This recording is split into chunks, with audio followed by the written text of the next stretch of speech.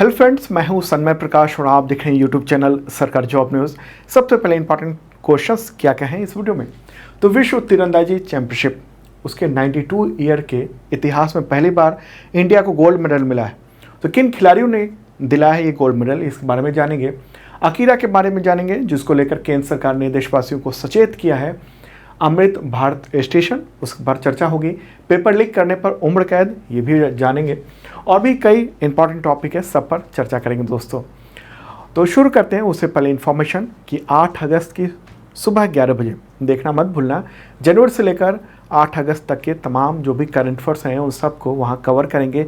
Marathon video होगा, जो पिछला हाफ ईयरली वीडियो था उसी का एक्सटेंडेड वर्जन होगा ये, तो देखना जरूर। ये डेट आप ध्यान रखना।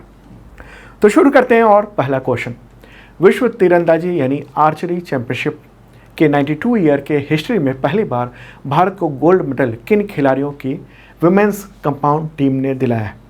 आंसर का इसका ए और सी दोनों। कौन कौन है, नाम क्या है? तो ज्योति सुरेखा वेन्नम पहली खिलाड़ी, दूसरी परनीत कौर और तीसरी है अदिति गोपीचंद स्वामी। तो तीनों की एक टीम थी, विमेंस कंपाउंड टीम। उन्होंने ही ये गोल्ड मेडल दिला है। कितने साल के इतिहास में पहली बार? 92 ईयर के इतिहास में पहली बार, इस चैंपियनशिप में पहली बार इंडिया को गोल्ड मेडल मिला। इससे पहले सिल्वर और ब्रॉन्ज मेडल कई बार मिल चुके हैं। पहली बार वर्ल्ड आर्चरी चैंपियनशिप 1931 में शुरू हुई थी, आयोजित हुई थी। उसके बाद ये लगातार आयोजित होती रही है। और इस बार की बात करेंगे तो जर्मनी की राजधानी बर्लिन में ये चल रहा है। और इसी के कंपाउंड श्रेणी में 4 अगस्त को इस टीम ने, ये तीनों खिलाड़ी देख रहे हैं, उन्होंने गोल्ड मेडल जीता है। किसको हराकर? मैक्सिको को हराकर। ठीक है। वर्ल्ड आर्चरी चैंपियनशिप जो है वो 4 साल में आयोजित होने वाला एक इवेंट है। और ये इसमें ओलंपिक क्वालिफिकेशन का भी कोटा होता है। ओके। और 2023 से पहले, मतलब अभी तो गोल्ड मेडल जीता, इंडिया को एक गोल्ड मेडल मिला है। उससे पहले 9 बार सिल्वर और 2 बार ब्रॉन्ज मेडल मिल चुका है। 9th बार सिल्वर और 2 बार ब्रॉन्ज मेडल। चलिए आगे बढ़ते हैं। अगला क्वेश्चन आते हैं, अमृत भारत स्टेशन योजना, इसके तहत केंद्र सरकार ने पहले चरण में कितने स्टेशन को शामिल किया है? आंसर का 508। ठीक है। एक प्रेस कॉन्फ्रेंस करके रेलवे के अधिकारियों ने इसके बारे में इंफॉर्मेशन दी है। देखिए क्या है कि अमृत भारत स्टेशन जो योजना है उसके तहत सरकार देश भर के 1309 स्टेशनों का आधुनिकीकरण करेगी। और पहले चरण में यानी फर्स्ट स्टेज में 508 स्टेशन को शामिल किया गया है। बाकी का दूसरे तीसरे फेज़ में होगा। और इसमें 24,470 करोड़ रुपए की लागत आएगी। बहुत बड़ा खर्चा होने जा रहा है। ओके। और इसके तहत रेलवे स्टेशनों को सिटी सेंटर के रूप में डेवलप किया जाएगा। मॉल टाइप का स्टेशन बनाया जाएगा आने वाले वक्त में। ठीक है। सुंदर स्टेशन भवन होगा और डिज़ाइन जो आधुनिक होता है, जैसे मान लो आप एयरपोर्ट होता है उसी तरह का आपको देखने को मिला। स्वच्छता इसमें देखी जाएगी। प्लेटफॉर्म की दीवारों पर मनोरम दृश्य नज़र आएंगे। यात्रियों के लिए बैठने की बेहतर व्यवस्था होगी। लाउंज होगा। बेहतर कनेक्टिविटी के लिए फुट ओवर ब्रिज और बहुत सारी चीज़ें वहाँ पर की जा रही हैं इसके तहत। ओके। रेल मंत्री कौन है? अश्विनी वैष्णव। अगला क्वेश्चन लेते हैं। उससे पहले इन्फॉर्म कर दूं आपको कि तमाम एग्जामिनेशन के, अगर आप करंट अफेयर्स की तैयारी करना चाहते हैं तो एक शानदार ये प्लान है। 1 ईयर का मामूली सी रकम है। इसके ज़रिए आपको करंट अफेयर्स का PDF मिल जाएगा अगले 1 साल तक, और पिछले साल के भी, वीकली, मंथली, क्वार्टरली, ईयरली। साथ में वो कई तरह के PDF होते हैं, 1 लाइनर, MCQ और MCQ विद नोट्स, जैसे मैं बताता हूँ। साथ में वीडियो का लिंक भी होता है हर क्वेश्चन के साथ, ताकि आप उस वीडियो को देख सकें। ठीक है। और साथ में इसके ज़रिए आप इतने तरह के एग्जामिनेशन के टेस्ट सीरीज़ भी दे सकते हैं इसी मेंबरशिप के ज़रिए, जो मामूली सी रकम है। ओके। और हाँ, डेली का जो वीडियो होता है उसका PDF फ्री में होता है, हिंदी और इंग्लिश दोनों लैंग्वेज में। इस वीडियो के डिस्क्रिप्शन में आप चेक कर लेना। अगला क्वेश्चन है, झारखंड विधानसभा ने प्रतियोगी परीक्षा का पेपर लीक करने वालों पर कितना जुर्माना और कैद की सजा का प्रावधान का विधेयक पास किया है? आंसर का इसका 2 से 10 करोड़ जुर्माना और उम्र कैद अगर पेपर लीक किसी ने किया तो। ठीक है, विधेयक का नाम क्या है? झारखंड प्रतियोगिता परीक्षा भर्ती में अनुचित साधनों के रोकथाम और निवारण के उपाय विधेयक 2023। तो गवर्नर की जैसे ही मंजूरी मिल जाएगी उसके बाद गजट पब्लिकेशन हो जाएगा और ये कानून लागू हो जाएगा। क्या क्या प्रावधान किए गए हैं? तो एक तो यहाँ पेपर लीक का मामला है, दूसरा नकल पर भी, स्टूडेंट पर भी कार्रवाई की बात है। अगर पहली बार नकल होगी तो अभ्यर्थी को जो एग्जामिनेशन दे रहे हैं उनको 1 साल की कैद व 5 लाख रुपए जुर्माना लगेगा। दूसरी बार नकल करते पकड़े जाने पर 3 साल की कैद और 10 लाख रुपए जुर्माने का प्रावधान है। और अगर पेपर लीक किया तो जैसे मैंने पहले बताया आपको, उसमें 2 से 10 करोड़ रुपए का जुर्माना और आजीवन कारावास यानी उम्र कैद का प्रावधान रखा गया। अगर कोई व्यक्ति प्रिंटिंग प्रेस, कोचिंग संस्थान या अनुबंधित व्यक्ति पेपर लीक करने का दोषी पाया जाता है तो उनको ये सब हालत होगी। ठीक है, और किन परीक्षाओं के लिए है ये? तो ये जितने परीक्षा हैं यानी झारखंड लोक सेवा आयोग, कर्मचारी चयन आयोग, भर्ती एजेंसी के जितने भी एग्जामिनेशन हैं उस पर ये लागू होगा कानून। और सरकारी कर्मचारियों, एजेंसियों, मतलब जो भी उस पूरी प्रक्रिया में शामिल हो गए और वो अगर गोपनीयता भंग करते हैं तो उन पर ये कार्रवाई की जाएगी। झारखंड में ये कानून जो है वो जल्द ही लागू हो जाएगा क्योंकि विधानसभा से पास हो ही चुका है। गवर्नर है वहाँ के CP राधाकृष्णन और मुख्यमंत्री हैं हेमंत सोरेन। राजधानी रांची। अगला क्वेश्चन लेते हैं। केंद्र सरकार की कंप्यूटर इमरजेंसी रिस्पांस टीम ने अकीरा को लेकर देशवासियों को सचेत किया। तो ये क्या है? इसका आंसर है रैंसमवेयर। ठीक है, रैंसमवेयर। तो ये अकीरा नाम है उसका, रैंसमवेयर का। कई तरह के रैंसमवेयर होते हैं तो उनमें एक ये अकीरा भी है। ये क्या करता है? कंप्यूटर में जो निजी जानकारी है उसको चोरी कर लेता है, डेटा को, और डेटा को एनक्रिप्ट कर देता है यानी लॉक कर देता है। उसके बाद ये पैसे वसूलता है। जब पैसे देंगे, रकम देंगे, तब वहाँ से पासवर्ड मिलेगा और तब लोग उसको लॉक को तोड़ पाएंगे। तो केंद्र सरकार की जो कंप्यूटर इमरजेंसी रिस्पांस टीम है उसी ने एक एडवाइजरी जारी की है। ठीक है, तो जिसने एडवाइजरी जारी की हो क्या है? तो ये भारत सरकार की एक नोडल एजेंसी है जो कि कंप्यूटर सुरक्षा से रिलेटेड जो खतरे हैं उन सबको देख कर ही करता है काम। 2004 में इसको शुरू किया गया था। इसका काम हैकिंग और फिशिंग जैसे जो साइबर सिक्योरिटी और निजता और भारतीय जो साइबर क्षेत्र है वहाँ पर सुरक्षित करना है उसको। इलेक्ट्रॉनिक्स और इंफॉर्मेशन टेक्नोलॉजी मिनिस्ट्री के अंतर्गत ये काम करता है। बेसिक बात ये आपके लिए ज़रूरत है जानना। ठीक है, अब रैंसमवेयर क्या है? रैंसमवेयर जो है ना वो क्रिप्टो वायरोलॉजी का एक प्रकार का मालवेयर है और इसके प्रभाव में आने वाले कंप्यूटर का डेटा लॉक हो जाता है। मालवेयर डेटा पर वापस कंट्रोल देने के लिए पैसे मांगता है। ठीक है, और ये उसी का एक रूप है, अकीरा नाम है उसका। ये एक सॉफ्टवेयर है, रैंसमवेयर है, और ये चाहे विंडोज़ हो, लिनक्स हो, उन सब पर असर डाल रहा है। ओके, और लोगों का डेटा एनक्रिप्ट कर देता है और वैसे पैसे वसूलता है।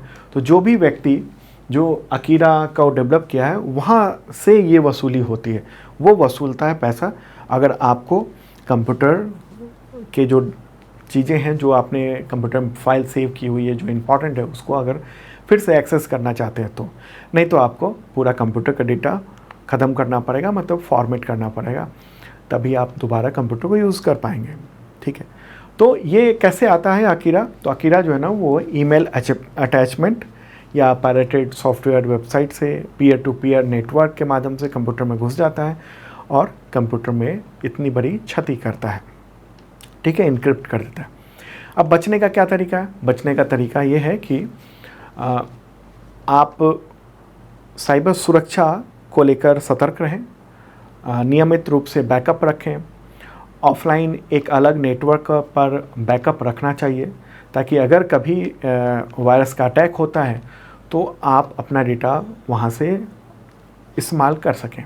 ठीक है, दूसरी बात कि जो अपडेट है तमाम जो सॉफ्टवेयर का उसको अपडेट करें। ठीक है, और एंटीवायरस और रैंसमवेयर से बचने के जो सॉफ्टवेयर हैं वो सब रखें। ठीक है, और संदिग्ध वेबसाइट पर न जाएं और संदिग्ध जो ईमेल है उसके साथ जो अटैचमेंट है उसको ना खोलें। ये सब सुझाव दिए गए हैं।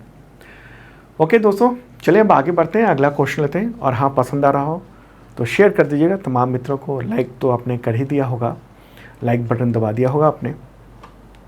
अगला क्वेश्चन, किस देश के खिलाड़ी एलेक्स हेल्स ने इंटरनेशनल क्रिकेट से रिटायरमेंट की घोषणा की है? आंसर होगा इंग्लैंड। इंग्लैंड के खिलाड़ी हैं ये। उन्होंने कह दिया कि अब नहीं खेलेंगे इंटरनेशनल मैच। 34 ईयर के हैं वो। ठीक है, अगला क्वेश्चन लेते हैं, हिरोशिमा दिवस कब मनाया जाता है? आंसर होगा 6 अगस्त को। 6 अगस्त को मनाया जाता है। क्यों मनाया जाता है? तो बात है 1945 की। उस वक्त दूसरा वर्ल्ड वार जो है, सेकेंड वर्ल्ड वार, वो निर्णायक दौर पर पहुंच गया था। मित्र देशों की जीत लगभग तय हो गई थी। जर्मनी ने आत्मसमर्पण कर दिया था और सिर्फ जापान ही था जो मित्र देशों को टक्कर दे रहा था। तो जुलाई 1945 में अमेरिका के राष्ट्रपति हैरी ट्रूमैन, इसके अलावा ब्रिटिश प्राइम मिनिस्टर उस वक्त के विंस्टन चर्चिल और सोवियत संघ के नेता जोसेफ स्टालिन, वो जर्मनी में मिले और तय किया, सोचा कि कैसे बिना शर्त के जापान को आत्मसमर्पण के लिए मजबूर किया जाए। और उसके बाद 6 अगस्त 1945 को अमेरिका ने जापान के हिरोशिमा शहर पर परमाणु बम गिराया था, जो इस सभ्यता में पहली बार इस्तेमाल किया गया परमाणु बम था किसी को नुकसान पहुंचाने के लिए।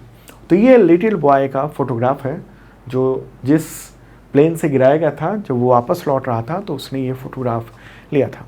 और इसके 3 दिन बाद जापान के शहर नागासाकी में दूसरा परमाणु बम गिराया गया था, ये वाला। तो उससे पूरा तबाह हो गया था। 6 जुलाई को ये और 3 दिन बाद नागासाकी में। ठीक है, पहले हिरोशिमा में 2 लाख से अधिक जान चली गई थी और जो बच गए उनकी ज़िंदगी नर्क से भी बदतर हो गई थी। तो दुनिया में पहली बार और आखिरी बार 2 परमाणु बम का इस्तेमाल किया गया सेकेंड वर्ल्ड वार में। तो उसी को देखते हुए 6 अगस्त को हर साल हिरोशिमा दिवस मनाया जाता है। जो खतरे हैं उन सबको देखने के लिए, जागरूकता के लिए। और हाँ, जब हिरोशिमा की बात हो रही है तो आपको बताऊं, ध्यान रखना चाहिए, मैं तो पहले ही बता चुका हूँ। मई 2023 में, इस साल मई में G7 समिट हुआ है। कहाँ पर? हिरोशिमा शहर में। अगला क्वेश्चन, केंद्र सरकार ने लैपटॉप, टैबलेट, कंप्यूटर या कहें HSN 8471 कोड के तहत जितने प्रोडक्ट हैं उन सब के आयात पर प्रतिबंध को कब तक के लिए टाल दिया है?